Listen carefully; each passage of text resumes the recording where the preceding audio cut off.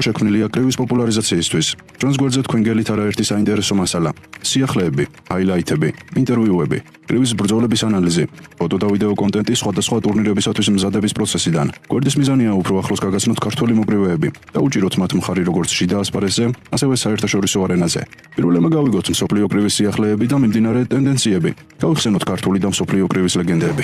მოგესალმებით ქართული კრივის კომაგებო, მე ლევან ქერდიყოშვილი ვარ და ჩვენი Facebook-ის გვერდი კრივის სამყარო ტრადიციულად აგრძელებს გადაცემების მომზადებას ქართული კრივის შესახებ. დღეს ისევე როგორც სხვა შემთხვევებშიც ძალიან საინტერესო სტუმარი ყავს.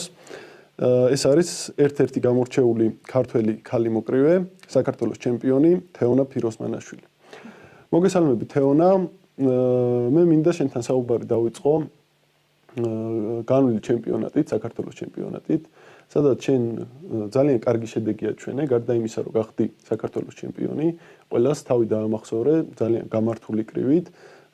ეს ყველაფერი აღნიშნეს ჯერ კიდევ თუნდაც იმ ბრძოლის კომენტატორებმაც და მაგის გარდა საკრივო სპეციალისტები მას შემდეგ შენზე ძალიან ბევრს საუბრობენ, როგორც მართლაც გამორჩეული საკრივო ტექნიკისაც და როგორც აი უკვე ჩამოყალიბებული სპორტსმენი, ჩამოყალიბებული მოკრივე ისე წარმოაჩინე თავი. მოდი შეაფასე პირველ რიგში ეს განვლილი ჩემპიონატი, როგორ მოემზადე ამ ჩემპიონატისთვის, როგორ შეაფასებ უშუალოდ შენს ასპარეზობას, რას ნიშნავდა შენთვის კიდევ ერთხელ მოპოვებული საქართველოს ჩემპიონობა და დანარჩენს მე მივყვეთ. მოგესალმები შენს მაყურებელს.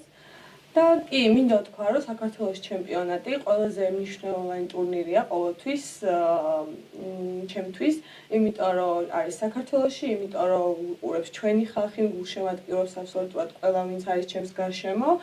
და ეს ყოველთვის არის ძალიან დიდი პასუხისმგებლობა. ამიტომ მზადებას მივაქციე ძალიან დიდი ყურადღება, ძალიან დიდი პასუხისმგებლობით მოვეკიდე ამ ყველაფერს. მით უმეტეს ეს ეტაპი გავიარე უკვე ახალ მწვრთნელთან ერთად. ამიტომ ეტაპები მოიცავდა როგორც ვარჯიშს, ასევე მწვრთნელთან შეგუებასაც. ძალიან მარტივი აღმოჩნდა მაგ მხრივ, იმიტომ რომ ძალიან კარგად გავუკეთ ერთმანეთს და მზადების ეტაპში ძალიან კარგად ავეწყეთ ერთმანეთს. და საქართველოს ჩემპიონატზე გამოსვლა, როცა გადავწყვიტე, მინდოდა რომ ეს ყოფილიყო განსხვავებული გამოსვლა, ვიდრე აქამდე ჩემს კარიერაში ყოფილა.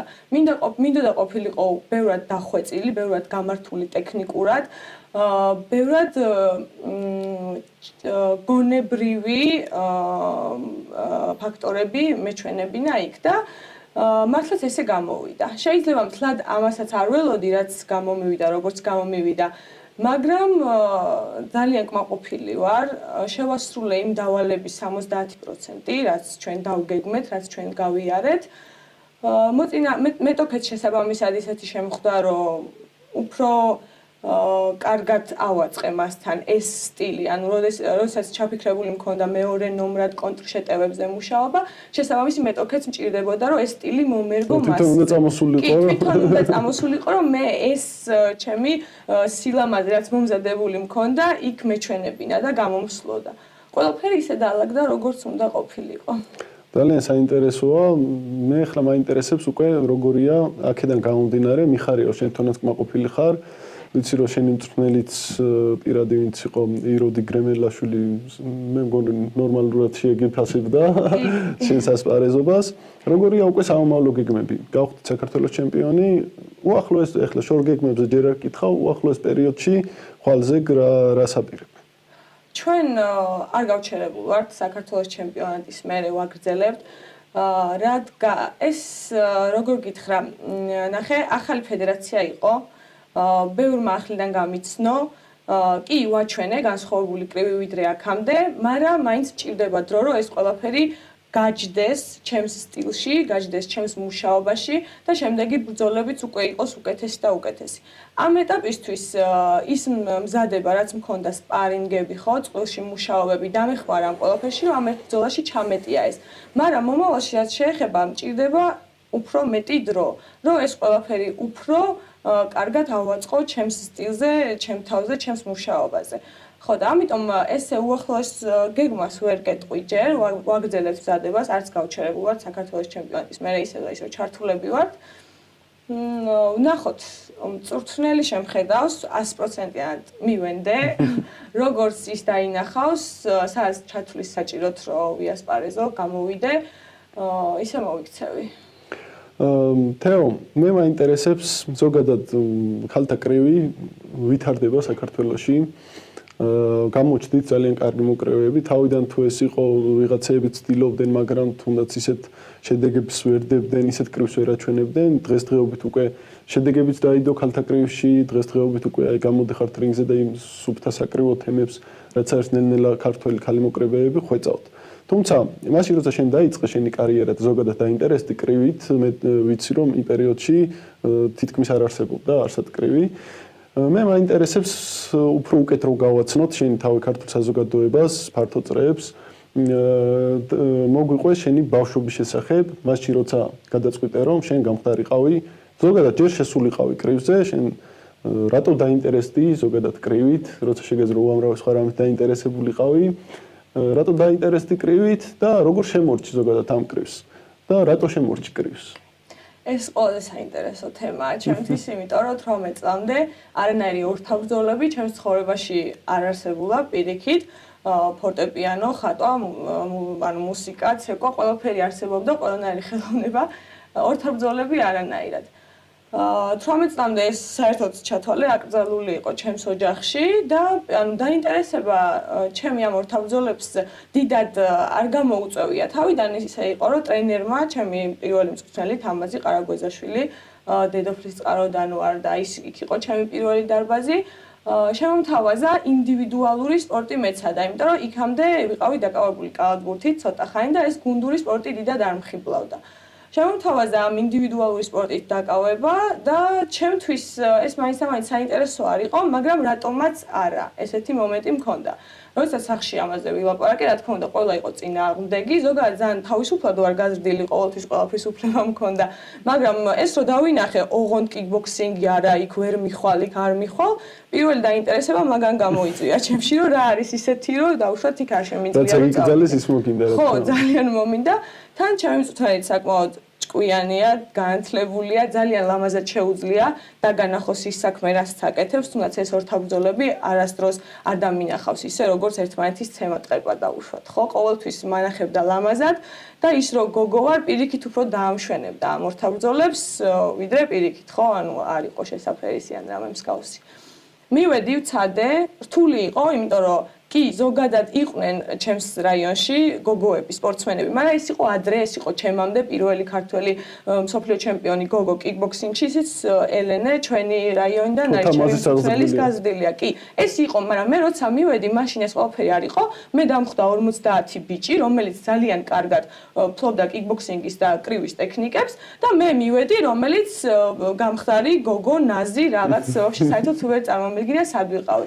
მაგრამ ეს ყველაფერი ძალიან მალე შეიცვალა. პირველი ტურნირი ძალიან მალე მომიწია 3 თვეში ვარჯიშის დაწყებიდან. გამარჯვებით დასრულდა. დავსიო ჩამithრია. აი ეგ უნდა მეკითხა, ჩაგithრია. რამ ჩაგithრია კონკრეტულად? რა მოგეწონა კიკბოქსინგში და კრივში, ზოგადად ამ ორთაბრძოლებში? ნახე, თავიდან იყო ის, რომ მე ზოგადად ძალიან ემოციური ადამიანი ვარ აბსოლუტურად ყველაფერში. და ზოგადად არის ისე, რომ ეს ემოცია მღელვარება გიშლის ხო ორთაბრძოლების წარმართვაში ხელს. დავინახე, რომ მინდოდა ამ ყველაფრის კონტროლი შემძლებოდა. ანუ ჩემი თავი ხელში ამეყვანა, გამეკონტროლებინა, დამემშვიდებინა, რომ შემდეგ რინგზე უკვე ბრძოლა ლამაზი მეჩვენებინა და ამ ყველაფერს დაუშვათ ხელი არ შეეშალა თუნდაც გამარჯვებაში, ხო?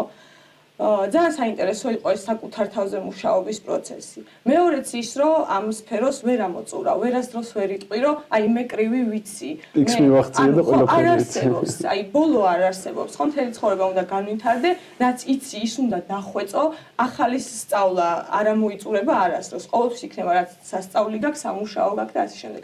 ეს ძალიან მხიბლავს ამ სპორტში, გინდა კიკბოქსინგში, გინდა კრივში. უბრალოდ სფერო შევიცვალე, კიკბოქსინგიდან კრივზე გადმოვედი, იმიტომ რომ ჩემი თავი აქ უფრო კარგად ვიგრძენი, ზოგადად კიკბოქსინგის ბრძოლებსაც რო ვატარებდი, ყოველთვის ჩემი იმედი იყო ხელით მუშაობა ხოლმე, აქ უფრო მქონდა ლამაზად თავის წარმოჩენის საშუალება და საბოლოო ჯამში გადავწყვიტე, რომ კი ეს კრივი საშენო. ჩემო ეს. მიუხედავად ყველაფრისა, მე ვიცი, რომ ზოგადად ჯერ საქართველოში ისედაც ქალი მოკრივეების თემა ახალია, ძალიან ბევრი ცოტა სკეპტიკურადაც უყურებს.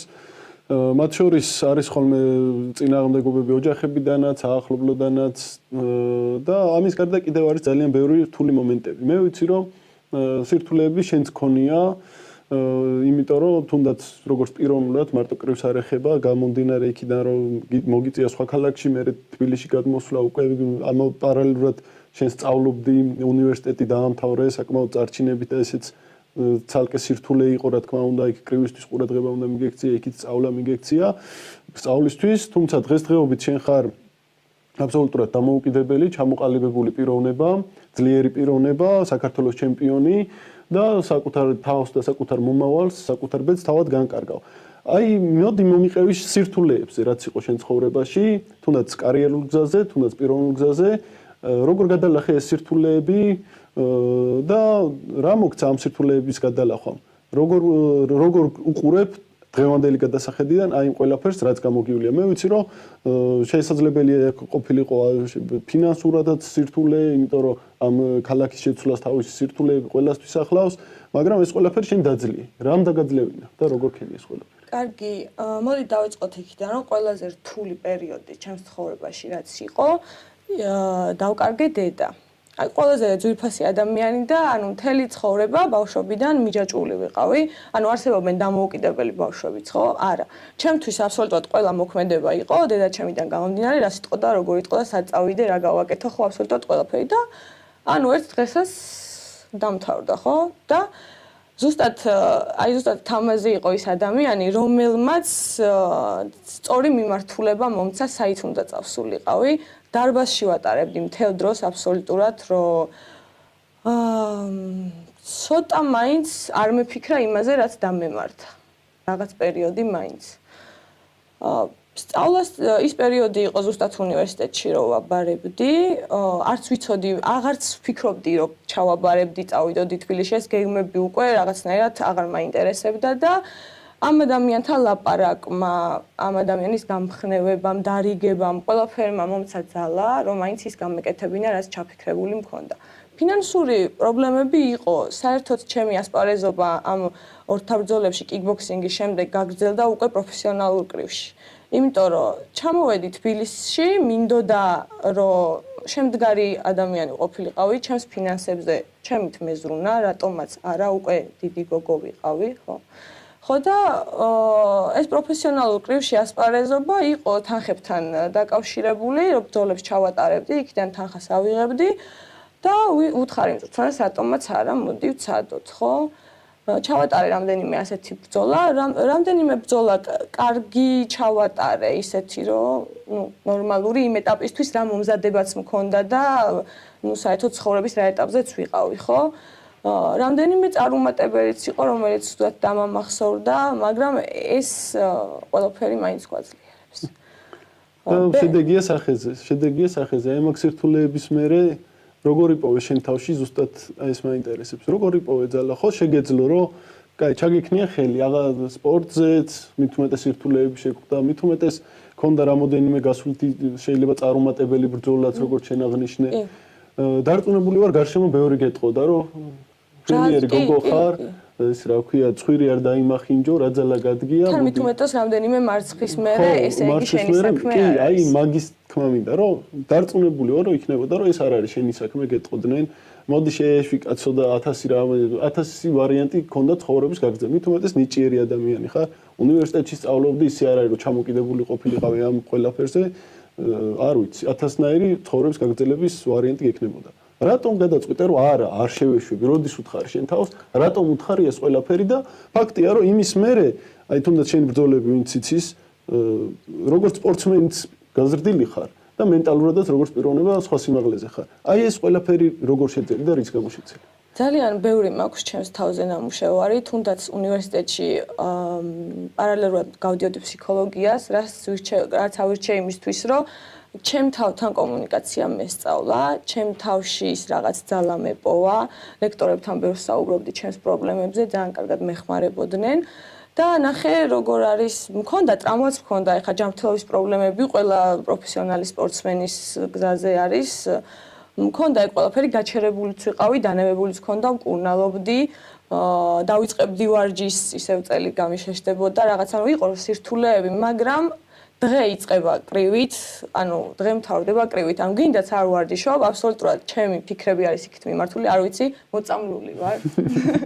მოწამლული ვარ ჩემი თვითონ წვნელიც ვარ კრივის როგორც იცი აბსოლუტურად ყოველ დღე ნებისმიერი საქმის კეთების დროს ჩემ თავში არის კომბინაცია ჩემ თავში არის მუცელში გადასვლა გვერდზე გადასვლა თვალები ხო როგორ ავიცილე როგორ გადავიხარე და ამისგან ანუ ერთი თუ მოიწამლე ჩემი აზრით კრივით თან მით უმეტეს თუ დაინახე ბრძოლაში ის მომენტი რომ აი გამოგდის აი გამოგივიდა ხო ესე იგი მეტიც შეიძლება რომ გამოგივიდეს და всё წასული ხარ არ არსებობს კი ანუ არ არსებობს რაიმე ჯანმრთელობის პრობლემა იქნება თუ ცხოვრებისეული პრობლემა რომ ვთქვა რომ ეს აღარ მინდა არა მინდა და თან სულ მეტი და მეტი მინდა როგორც იცი ახლა ეს საქართველოს ჩემპიონატი კი ავიღე კარგად გამოვედი მაგრამ ოლიმპიურ კრივში ესე როგორც ლაშამ დაარქვა ესე ვახსენოთ ოლიმპიურ კრივში სხვა უფრო დიდი მიღწევა ჯერ არ მაქვს ხო აი ანა არის ხუნჯვა რომელმაც მედალი მოგვიტანა სხვათა შორის ეს იყო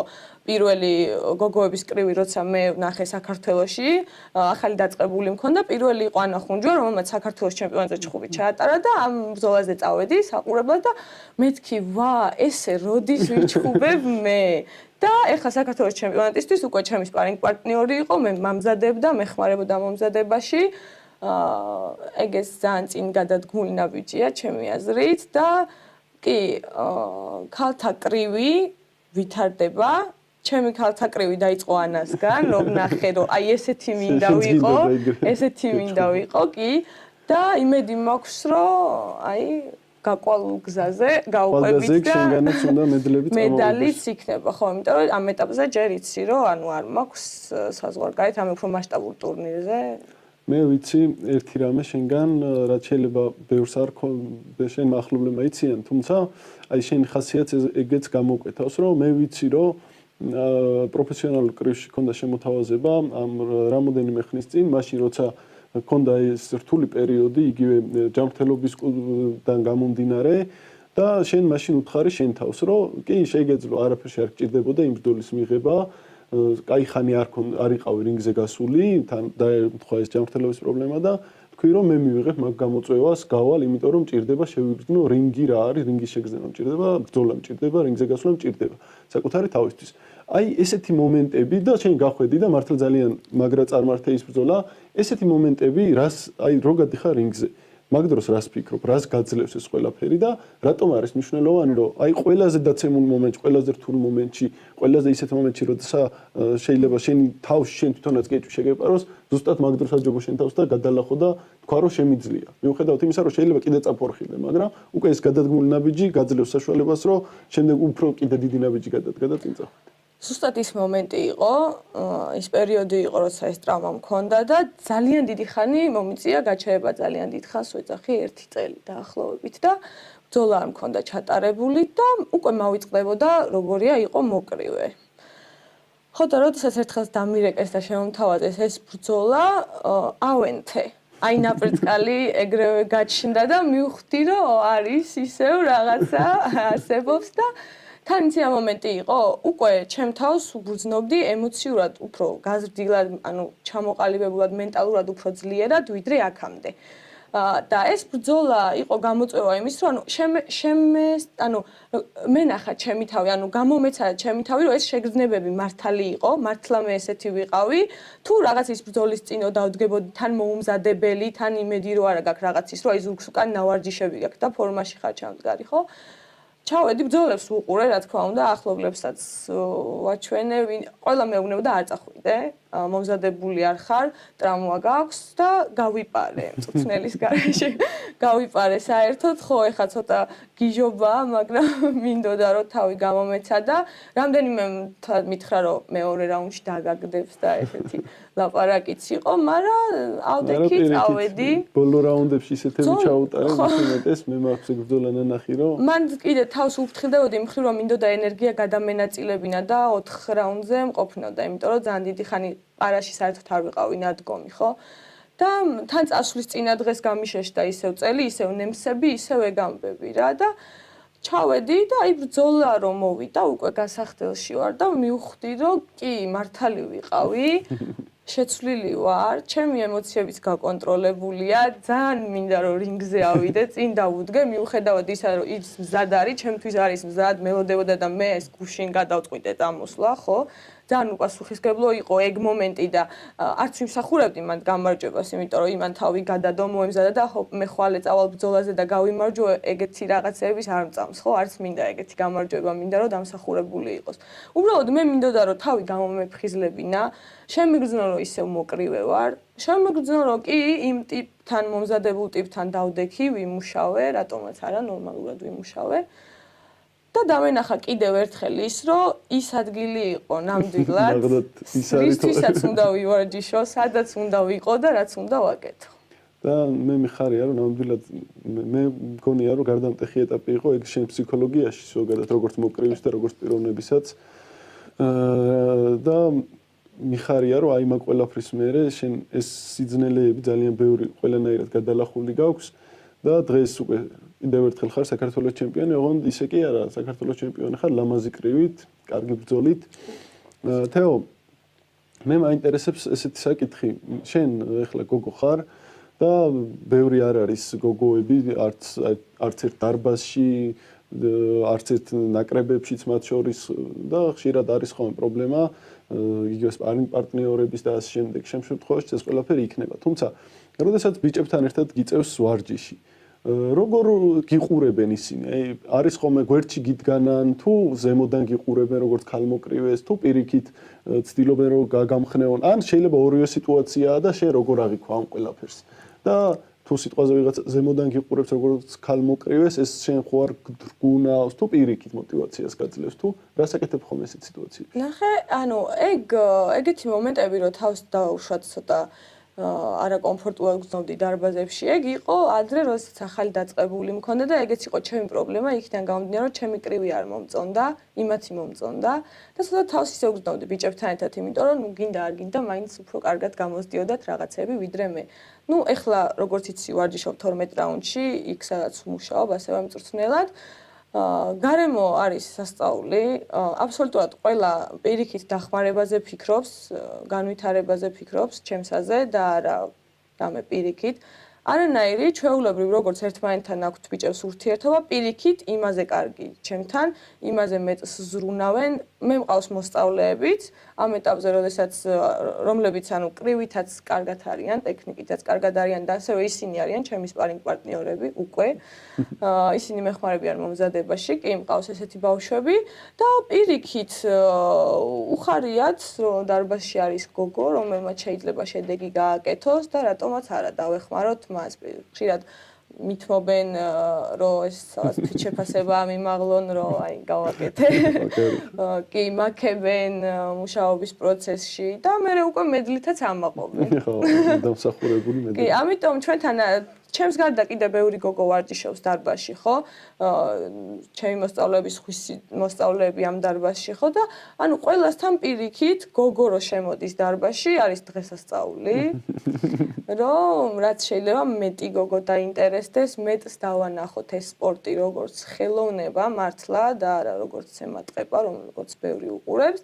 და პირიქით გოგომ შეიძლება უფრო მეტადაც დაამშვენოს რინგი და უფრო ლამაზი ბოქსით გამოვიდეს ვიდრე ბიჭს. სხვათა შორის ბატონმა ზაურ ანთიამ ირლანდიის ნაკრებების მთავარმა მწვრთნელმა ჩემი პირველი სტუმარი იყო ჩვენს გადაცემაში და ბევრი ისაუბრა ქალთა კრივზე და ეგეთი რაღაცა თქვა რომ ქალების გაწვრთნა უფრო რთულია და მეც მოითხოვს მწვრთნელისგან ქალი მოკრივის, იმიტომ რომ ქალს აქვს სხვანაირი ინტელექტი, სხვანაირად მოწყობილი, სხვანაირად უყურებს და შენ თუ ამას არ მიყევი და ჩამორჩი შეიძლება შენ სათანადოდ ვერ მიაწოდო მწვრთნელმა ეს ყველაფერი და გეგონოს რომ ის ვერ იგებს, მაგრამ შენ ვერ მიყვები იმის ინტელექტს დაახლოებით ესეთი პერიფრაზი რომ თქვა ძალიან ჭკვიანები არიან და ძალიან მონდომებულებიო, ქალი მოკრივეებიო.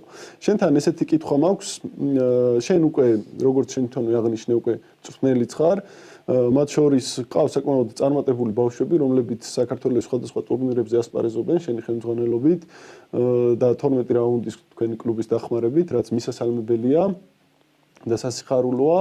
შენ თვითონ როგორ უყურებ ორ საკითხს? ერთი პირველი, როგორც მწვრთნელის თვალით რო დაიწყე რაღაცების შეხედვა, შენ თავზეც ხო არ შეცვალე რაღაცეები და მეორე უკვე როგორც უშუალოდ მწვრთნელი, როგორ უყურებ აი ამ ბავშვების აღზრდის პროცესს, რა არის საჭირო მწვრთნელისაგან იმისთვის, რომ მოკრივე გაიზარდოს და წარმატებული გახდეს.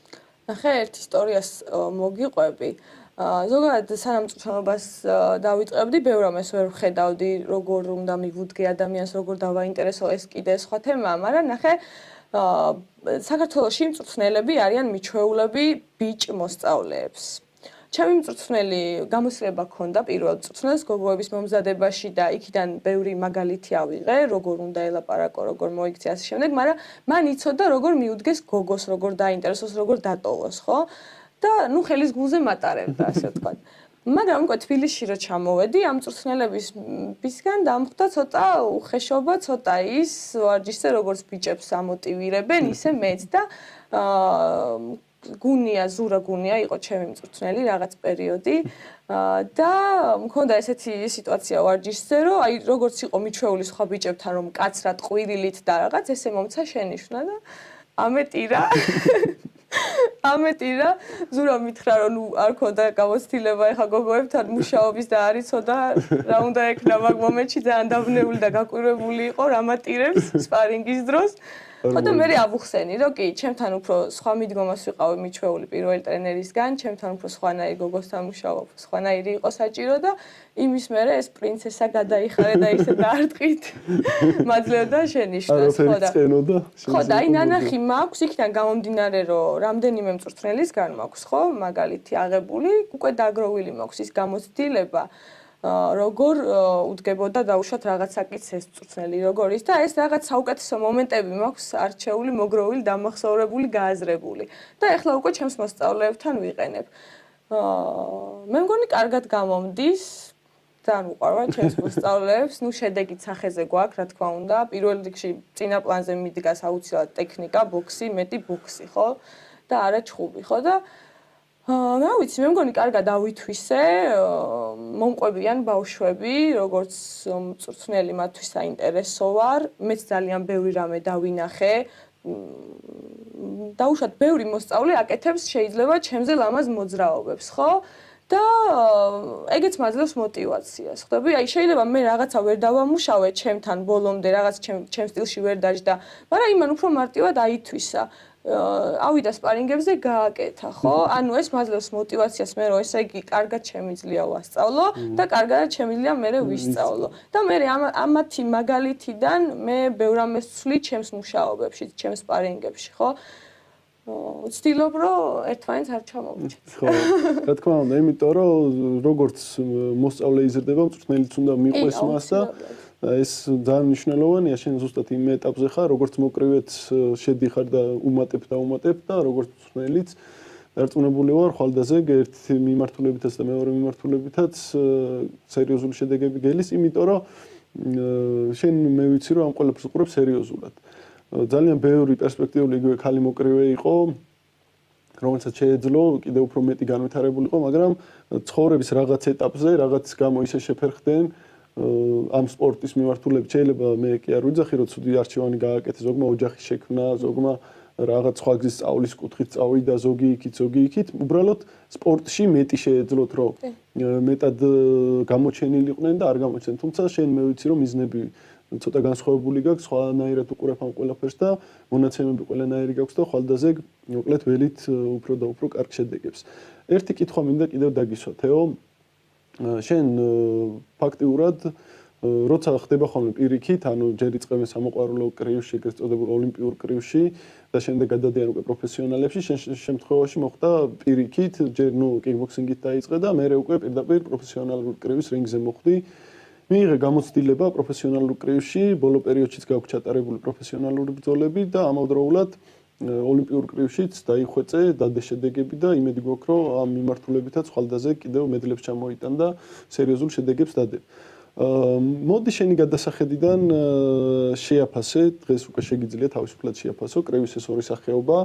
თუნდაც შენი ბრძოლის სტილიდან გამომდინარე, თუნდაც შენი გამოცდილებიდან გამომდინარე, რომელი უფრო გიადვილდება, რაში უფრო რა სხვაობა, რა მსგავსება და რომელი ბრძოლების წინ როგორ განეწყობი ხოლმე და ზოგადად აი ეს ორივე კრივია, რა თქმა უნდა, შეიძლება მაყურებელი ბევრმა არ იცის და არიან ისეთები სამწუხაროდ, რომელსაც ამის დიფერენციაცია უჭირს, მაგრამ რა თქმა უნდა, განსხვავება ამ ორ კრივის მიმდინარეობას შორის, შენ თვითონ რა განსხვავებებს ხედავ და თუნდაც მზადების პროცესში როგორ განსხვავებულად ემზადები როგორც ერთი ისე მეორე ორთაბრძოლებისთვის. ნახე პროფესიონალურ კრივში ასპარეზობამ დამანახა ის, რომ აუცილებლად მინდა მქონდეს გავლილი კრივის სკოლა, რაც სამოყვარულო კრივში, ოლიმპიურ კრივში გადიან. ჩემი აზრით, ანუ ზოგადად სხვა მებრძოლებსაც რო ვუყურებ, ხო, თუნდაც ვარსკვლავებს, საფრთხე დონის ვარსკვლავებს, ყველაში მომწონს ის, რაც აქვთ გადმოყოლილი ამ ოლიმპიური სპორტიდან, ხო? ჩემ ბრძოლებს რო ვუყურებდი, ყოველთვის მაკლდა ის ფეხებზე მოძრაობა, ის მცირედი რაღაც მომენტები, რასაც კრივის სკოლაში გვასწავლიან, ხო? ეს არ მქონდა და ყოველთვის ხვის ბრძოლებს რო ვუყურებდი, იყო გამორჩეული მაგით, რომ ჰქონდათ ის ელემენტები. და მაშინ გადავწყვიტე, რომ აუცილებლად მინდოდა მენახა მწვრთნელი ამ ოლიმპიური სპორტიდან, მინდოდა რომ ეს კრივის სკოლა, ასე ვთქვათ, აქედან ისე უკან ჩამოსულიყავი, ანბანი გამეარა და მე უკვე დამეშენებინა. კი, რომ მე დამეშენებინა უფრო მეტი ზევიდან, ხო?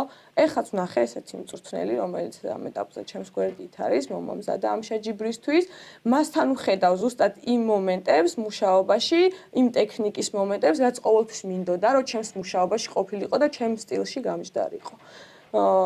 ამიტომ დავბრუნდი აქეთ. მინდა ეს გავიარო, ვისწავლო, რომ საფუძველი მქონდეს კარგი, რადგან სახს ავაშენებ. რომ დაბრუნდები რინგზე, რომ შეაზანაზა ის რინგი, ხო? კი, აუცილებლად მინდა სპარინგებიც რომ აქვს ჩატარებული სხვა წონითი კატეგორიის გოგოებთან, მაშინ როდესაც მე პროფესიონალებში ვასპარეზობდი და აქეთ სპარინგებზე მოვდიოდი, ხო? კი, ყოველთვის ჯობრინდნენ იმ პატარა რაღაცეებით, რასაც შეიძლება, ანუ ესე უბრალოდ თვალით ვერ შეამჩნევ, მაგრამ არის, არსებობს და აი ეს ყველაფერი უნდა გავიარო და იმიტომ რომ წეგან როგორც ახსენეს, სხვა გეგმებმა შეუშალეს, ხო, რაღაც გოგოებს რაღაც ცხოვრების ეტაპებზე ხელი სპორტში, ჩემთან სხვა გეგმა არანაირი არ არსებობს. აი, ეხლა ისე ვარ დარწმუნებული, როგორც არასდროს, რომ არანაირი სხვა არაფერი არ მაქვს დაგეგმილი ცხოვრებაში, გარდა იმისა, რომ კრივი შევისწავლო. ბოლომდე. და განსხვავება არის კი ის არის, რომ უფრო ტემპიანია. აი ეხლა საქართველოს ჩემპიონატი დაუშვათ, ხო? თავიდანვე უნდა ჩაერთო, თავიდანვე უნდა დაგოქილი იყო და თავიდანვე უნდა იყოს აქტიური მუშაობა. პროფესიონალებში თორე სხვანაირად არის. დროც თუნდაც ხო გოგოებში 2 წუთიანი რაუნდები გვაქვს პროფესიონალებში, სამოყვარულოში 3 წუთიანი რაუნდები გვაქვს. გადაწყობა გჭირდება, როდესაც იქიდან აქ მოდიხარ. და ყველაზე მნიშვნელოვანი, რა თქმა უნდა, ეგ ტემპია, იმიტომ რომ იქ პროფესიონალებში პირველი რაუნდი ზუერავ, ნენელა იქოქები, ბოლოში აჩვენებ, ხო? აფინიშებ, ასე ვთქვათ. და აქ თავიდანვე უნდა იყოს აქტიურობა, სამივე რაუნდი რომ იყოს შენი, ხო? და აი ეს განსხვავებები არის ტექნიკის კუთხითაც, აქ უფრო, რა თქმა უნდა, სისტრაფე არის, ტემპი არის, პროფესიონალებში უკვე შლემის გარეშეც არის ბრძოლა, უფრო მეტი ტრავმაც არის, ხელთათმანი სხვა არის, უფრო დარტყმის ძალასაც დიდი მნიშვნელობა აქვს, ხო? და თან გოგოებში როგორ არის, ძალიან აგრესიულები ვართ გოგოები ბრძოლის დროს. ხო და ნუ საბოლოო ჯამში მინდა ჩემი კრივი იყოს კრივი, ტექნიკური, გამართული და პლუს ვიყო ძალისმიერიც და არა ძალისმიერი და თან ტექნიკურიც. პირველი მინდა იყოს ეს და მერე იყოს ძალაც. ესე იგი იდეალისტურად უდგები საკითხებს და არა კი, მინდა რომ ძალიან დახვეწილი და გამართული იყოს. წარმატებას გისურვებ მაგ მიმართულებაშიც. მე ვიცი რომ შეგიძლია და დადებ მაგ კუთხითაც შედეგებს. მე მაინტერესებს კიდევ ერთი საკითხი. ჩვენ თქვით რომ თავიდან რა თქმა უნდა როცა ვიწყებდი ოჯახშიც იყო სირთულეები რომ კრივზე და კიკბოქსინგზე და რა გინდა რა თქმა უნდა ყველას გაუკვირდებოდა დარწმუნებული ვარ შენ გარშემო ბევრი გეტყოდა რომ რა გინდა და რატო და მოდი სხვა რამე და ეს და ისე დღეს უკვე როცა ჩემპიონი ხარ როცა წარმატებული მოკრივე ხარ როცა უკვე ძალიან ბევრი გიცნობს ჯერ ამ სფეროში და მალე დარწმუნებული ვარ მთელი საქართველო გაგიცნობს უკვე როგორი თუ შეიცვალა დამოკიდებულება იგივე ოჯახის წევრების მხრიდან თუნდაც გარშემოყოფების მხრიდან თუ გრძნობ ამას თუ ჯერ კიდევ არის ის მომენტი რომ კიდევ ბრაუჭებიან იმედს რომ იქნება თეო სხვა სფეროში გადაიყვანო ჩემი ძმა გახდა ჩემი ყველაზე დიდი გულშემატკივარი ოჯახიდან ბებო და პაპას დღემდე არ უნდათ მოსმენა რას ვაკეთებ როგორებაც არ უნდა მომილოცავენ ხო რაღაც თუ ძალიან ზედმეტად ვეტყვი რომ აი დღეს საქართველოს მოვიგე და ყურადღება მომაქციეთ ხო კი მაშინ მომიწიალდებიან მომილოცავენ მაგრამ ვერ მოვიპოვე მათი გულშემატკივრობა ასე ვთქვათ ამ საკითხში ეს რაც შეეხება ოჯახს და გარშემო პირიქით რა უფრო დიდი დაფასება როგორც სპორტსმენის ხო როგორც გოგოსით მეტი დაინტერესება, მეტი გულშემატკივრობა. ესენი რა თქმა უნდა შეიცვალა.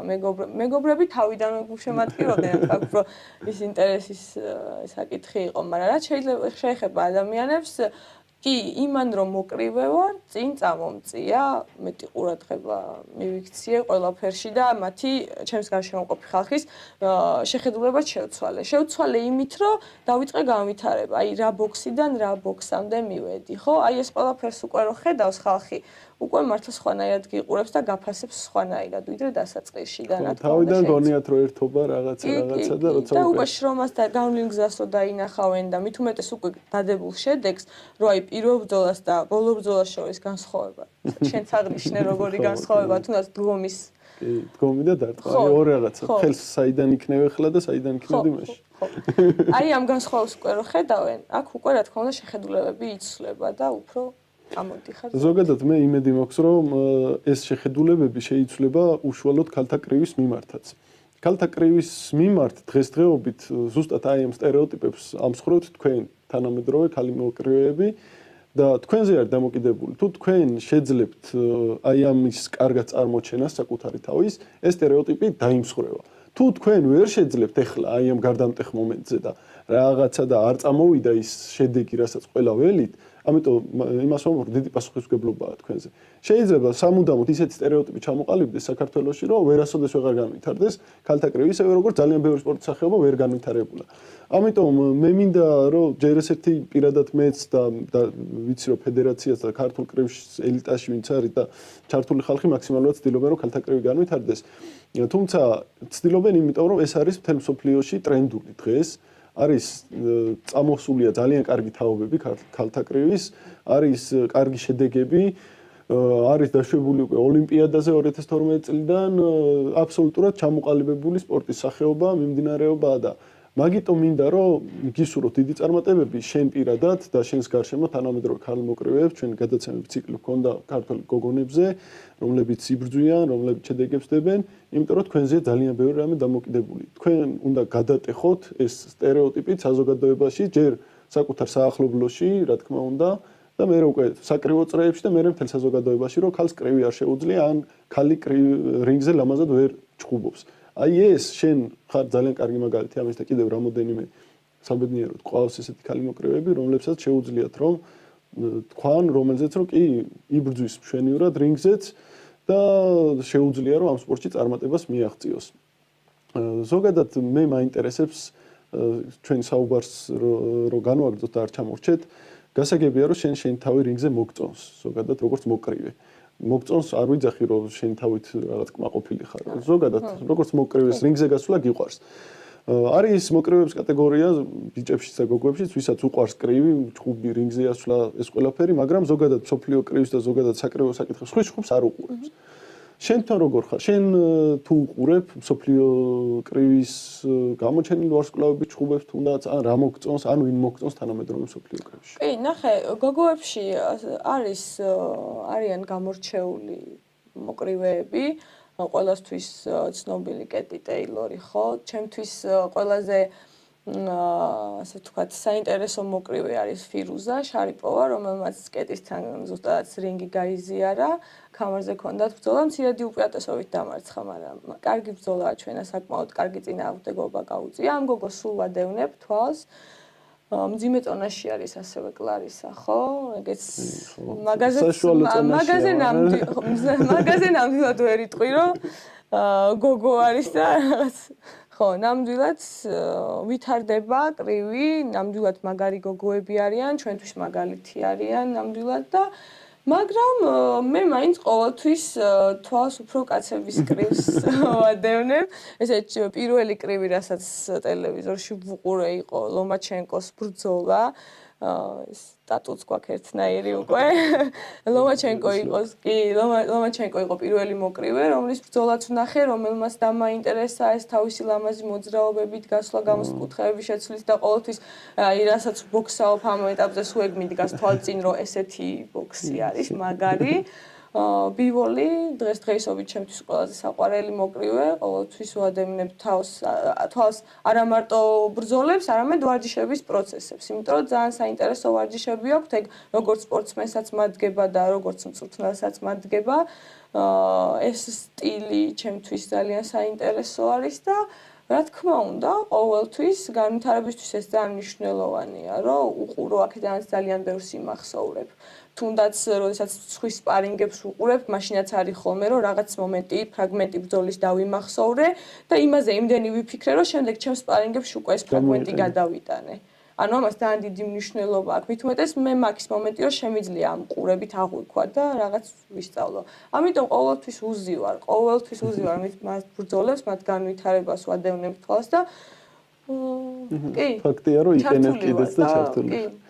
ძალიან საინტერესოა, მოკლედ, აი ყველანაირად მე ერთი რამის აღნიშნა შემიძლია, რომ სწორედ ეს არის სტერეოტიპების მსხრევაც, მათ შორის, რომ შენც თუნდაც აი ვიღაც უცხო ადამიანი რო გხედავს, შემოგხედავენ და ეუბნები მოკრივე ვარ, არავის არ ჯერა ხოლმე რა, მე ვიცი რომ მოკრივე და სანამ ხო, იმიტომ რომ ერთი მხრივ რომ ქალი მოკრივე არ წარმოუდგენიათ ერთია, მეორე მხრივ არის ეგ მომენტი რომ ქალი მოკრივე თუ არ რაღაც თითქოს სხვანაირი წარმოუდგენიათ, ბიჭს უნდა გაოდეს და რაღაცა და არ უნდა იპრანჭებოდეს და რაღაცა ლამაზად არ უნდა გამოიყო, არ უნდა იცვამდეს თუ რაღაცებს არ იკეთებდეს, რაღაც ეს წარმოუდგენები არსებობს.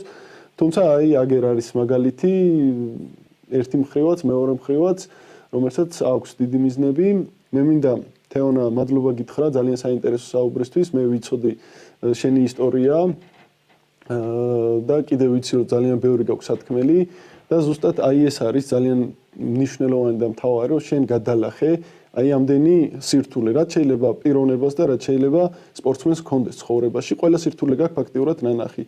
იქ ოჯახის წევრის, დედის უახლოესი ადამიანის დაკარგვიდან დაწყებული, სირთულეები რომ ხალი ხარ და რაღაცას მიაღწიო ამ ცხოვრებაში, სირთულეები რომ ირჩევ ისეთ პროფესიას, რომელიც არ არის სტერეოტიპებში არ ჯდება და მაინც აღწევ წარმატებას, იღებ ტრამვას საკმაოდ სერიოზულს, არ ჩერდები, მაინც აღწევ წარმატებას, საბოლოოდ, თავიდან საწყის ეტაპზე არის იმედგაცრუება, არის მარცხი, არის ყველა მხრიდან რომ მოდი შეეშვიდე რაღაცა და მაინც ლახავ და მაინც აღწევ წარმატებას და აი ეს არის რაც ჩემი აზრით შენ ხდის განსაკუთრებულს როგორც სპორტსმენს, როგორც პიროვნებას და დარწმუნება ერთი წამით ეჭვი არ მეპარება რომ ხოლმე ზეგ შენ უნდა მაგარი და ძალიან დიდი მიზნები შეასრულო, ძალიან მაგარი შედეგები დადო, აი სტატუ რაც ახსენე ლომაჩენკოს სტატუ, იმედია რომ ლომაჩენკოს ანალოგიურ შედეგებს დადებ მაგ კუთხითაც. ოლიმპიადის სტატუსია საუბარი, ვინც არ იცის ოლიმპიადა წელი უნდა მივაწეროთ, იმას აკლია წელი, როდის დაგვირგვინდება მედლით.